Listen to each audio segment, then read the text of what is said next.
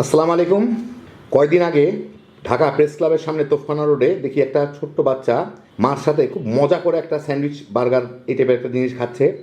আমিও 20 টাকা দিয়ে একটা কিনে নিলাম, খেয়ে দেখলাম খুবই মজা খাইতে। তো বাচ্চাটা এতই পছন্দ করতেছে, ভাবলাম আপনাদের সাথে একটু শেয়ার করি, কারণ আপনাদের অনেক বাচ্চা কাচ্চা আছে। একদম কম খরচে বিনা ঝামেলায় ঝটপট বাসায় বানিয়ে নিতে পারবেন এটা। তো আসেন দেখি, শুরু করা যাক। আমি একটা কড়াইয়ে 4 টেবিল চামচ ময়দা নিচ্ছি। এই ময়দাগুলোকে আমি হালকা করে একটু ভেজে নিব, যাতে ময়দার কাঁচা গন্ধটা চলে যায়। এটা বাদামি করার দরকার নাই, প্রায় মিনিট 2 ভাজলেই হয়ে গেল। এটা একটু হালকা হালকা কালারটা বদলাচ্ছে, আমি চুলাটা বন্ধ করে দিই, মানে পুড়ে যাবে। এটা একটু সুন্দর একটা ফ্লেভার আসে ময়দা ভাজা, ওই ফ্লেভারটা আসলেই হইলো, কাঁচা গন্ধটা চলে গেলেই হইলো। এখন এই জায়গায় আমি চুলাটা বন্ধ করে একটু ঠান্ডা করে নিব। এই 3-4 মিনিট একটু ঠান্ডা হইলেই আমি এর মধ্যে দিয়ে দিব 1.5 কাপ দুধ, সাথে দিয়ে দিব 2 টেবিল চামচ চিনি, সামান্য 1 চিমটি লবণ, আধা চা চামচের মতো গোলমরিচের গুঁড়া, এটা ফ্লেভারের জন্য। এইটার সাথে এখন ভালো মতো একটু মিশিয়ে নিব, এটাকে কোনো দলা যাতে না থাকে।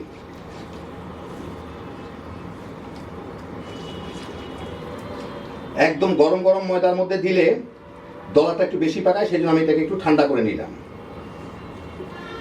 ঠান্ডা করে নিলে দলাটা ভাঙতে সুবিধা হয় আর কি।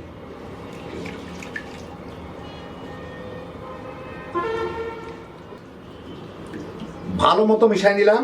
এখন এটাকে আমি চুলাটা জ্বালাই, এটাকে জাল দিব, জাল দিয়ে এটাকে ঘন থকথকা একটা ক্রিমের মতো হয়ে যাবে। এবং এটাকে নাড়ার উপরে রাখতে হবে যাতে তলায় লেগে না যায়। দেখেন কয়েক মিনিটের মধ্যেই এটা, মানে মিনিটের মধ্যে এটা ঘন হয়ে গেল। এখন আমি এর সাথে দিয়ে দিব 1 কাপ গাজর, সেট করে রাখছি একদম পাতলা পাতলা করে, ওটা দিয়ে দিব। গাজরটা যাতে কিছুটা সিদ্ধ হয়, একদম পুরা সিদ্ধ করে গলায় ফেলা যাবে না, কচকটাই থাকবে, কিন্তু এর সাথে দিলে কিছুটা সিদ্ধ হয়ে যাবে।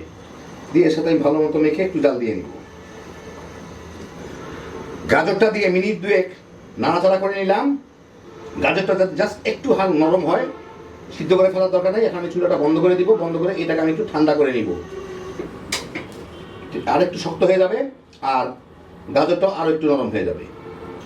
আমি চুলা এখন একটা ফ্রাই প্যান গরম করে ওর মধ্যে কিছু বনরুটি মাঝখান থেকে আমি এভাবে কেটে নিছি, এই ভিতর দিকটা আমি সেঁকে নেব একটু।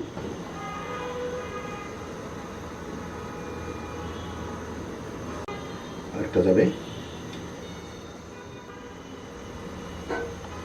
হয়ে গেছে বোধহয়, দেখি। হ্যাঁ, একটু বাদামি করে ভাজা হলে আমি এগুলোকে উঠাই নিব।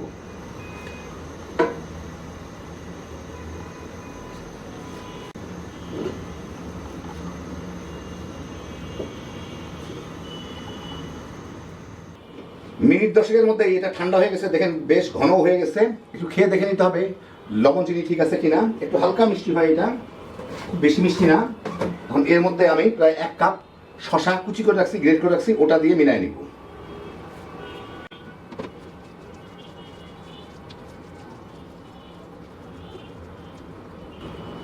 বাস ভালো মতো মিলাই নিলাম।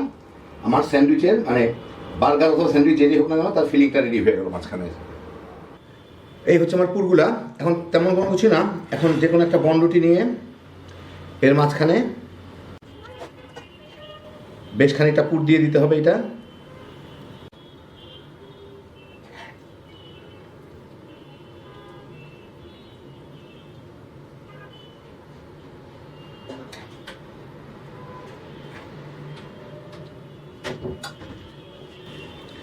পুরো সুন্দর একটা লেটুস পাতা দিয়ে,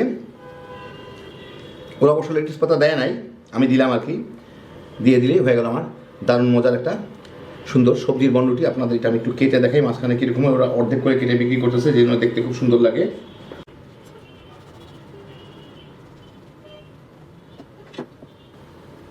এই দেখেন, এই হচ্ছে বনরুটিটা। তো দেখেন হয়ে গেল আমার দারুণ মজার স্ট্রিট ফুডের 20 টাকার বার্গার, অর্ধেকটা 20 টাকা করে বেচতেছে। খুব সিম্পল একটা জিনিস দিয়ে তৈরি, দেখলেন, কিন্তু খাইতে যে কি মজা একবার বানালেই বুঝবেন। বিশেষ করে বাচ্চারা তো কেড়ে কেড়ে খাবে। একদম সস্তায় কম খরচে হ্যাপি জোশের একটা আইটেম। বিকালের স্ন্যাক্স কিংবা স্কুলের টিফিন হিসাবে বানাইবেন, পোলাপানে তামা তামা করে খায় ফেলাইব। আল্লাহ আপনাদের সবাইকে ভালো রাখুন, সুস্থ রাখুন, নিরাপদে রাখুন। ইনশাল্লাহ বেঁচে থাকলে আবার দেখা হবে। ফি আমানিল্লাহ।